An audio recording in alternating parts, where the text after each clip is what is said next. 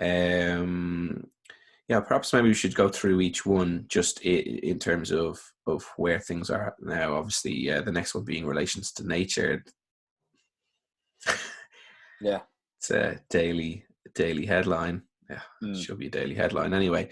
Relations to nature are obscene. Capitalists, the logic of capitalism, a capitalist society has absolutely no respect. Is yet.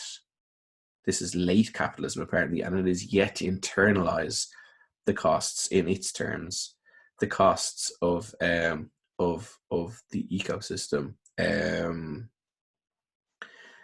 How much does heating a house, driving a car, flying a plane, shipping something across the sea actually cost? You know, if the economy was the sort of, as a unit, was the sort of every moment of wealth and use value was just added into a lump and block and broken up into shattered pieces, and that was currency. Those things would be many many little Yeah. splintered blocks, a hell of a lot more expensive than they are now. If the costs to the to the ecosystem in terms of our use value of water and air and growing food, let alone in terms of mental health and being able to go outdoors, having green space, having open space, having feeling sort of well about oneself when they go about their daily life, without even internalizing that. The price is phenomenal. None of these costs are internalized into the economy. America does its damnedest to make sure that burning fossil fuels is as cheap as chips. Mm. And on a side note, amazingly, the other day you had to pay people to get rid of oil. Mm. What the fuck? Please take my barrel and 50 quid. Oh yeah, they're paying you to store it, right? On your Yeah, property or basically. something now. Yeah. So, this is relations to nature. Yeah. The logic of capitalism manifests in such a bizarre way that we seem unable, unable to imagine how we can escape this disgusting treatment of nature. And there's 7 billion of us. There's about 200 countries. It's complicated. It's a complicated conversation to have, but like when you're talking about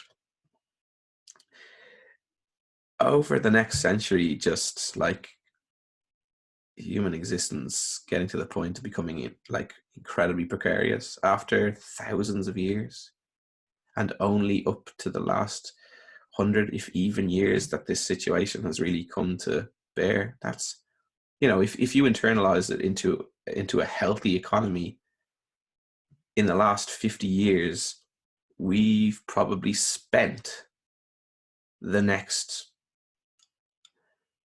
500 years worth of, I'm pulling a figure out of my ass there, but like just hypothetically, the last 50 years, we spent 500 years worth of living on the planet. We've lived at such a high level.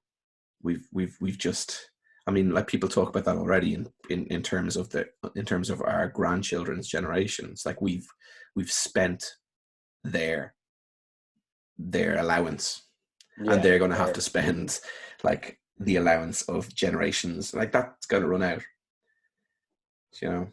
Yeah, Uh, no, absolutely. We've already spent the inheritance. well, isn't it? Yeah. Yeah.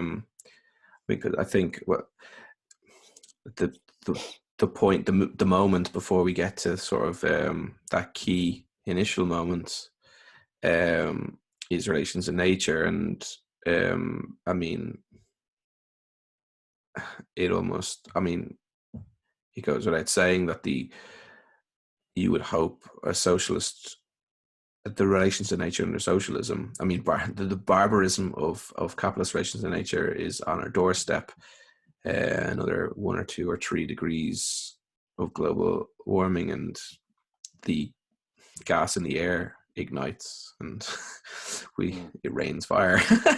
I mean, that's not even barbarism anymore. That's something more primeval and ecological. But it's a given that under socialism, in relations to nature, would be far. I mean, it's not anti-industrial as such, but it's the processes of industrialization have to be married with respect to our limits, impacting on the environment, and using sort of a scientific led approach to that, and ensuring that there are checks against exceeding beyond those limits, and that we're living within our means, that we're not living on borrowed time of generations.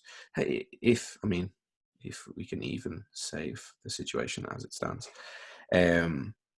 Absolutely. I mean, the Earth doesn't burn away, and then you're left with a factory planet. Or I mean, like it fades to black, fucking doesn't lucky it? Like, if the factories were left after the destruction, the climate change might. There'd be nothing to put in the factories. But that's what I mean. What I'm trying to underpin it, or what I'm like trying to kind of like, I guess, underline is this idea that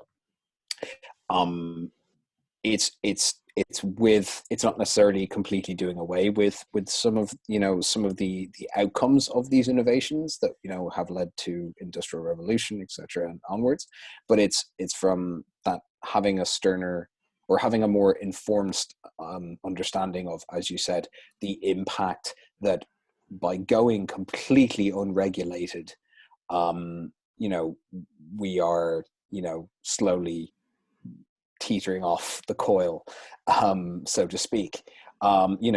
Even considering that you can pay now to pollute the air in a country that's not your own. That the whole concept to me is fucking terrifying. Yeah, that's even something that's something that you can pay to do. Even when the logic attempts to not necessarily internalize the costs, but to deal with the costs, it's fucking stupid. But I wanted to skip like that. It's such an obvious and well rehearsed point. Obviously not among circles who really need to be rehearsing it, but to get to the to continue with your point, within the moment of technological and organizational forms, production, exchange, and consumption,